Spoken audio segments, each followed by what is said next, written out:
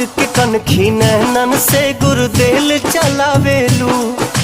छत के ऊपर से काहे शीशा चमकावेलू।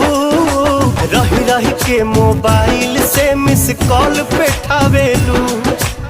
खिड़की पर खड़ा होके तू किस उड़ावेलू।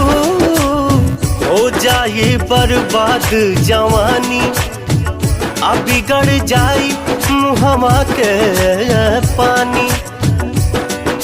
छोड़ के घरवा के जेल खाना, सुना हो, छोड़ के घरवा के जेल खाना तनी बाहरों के हवा लिहल करा, लिहल करा, अरे लिहल करा।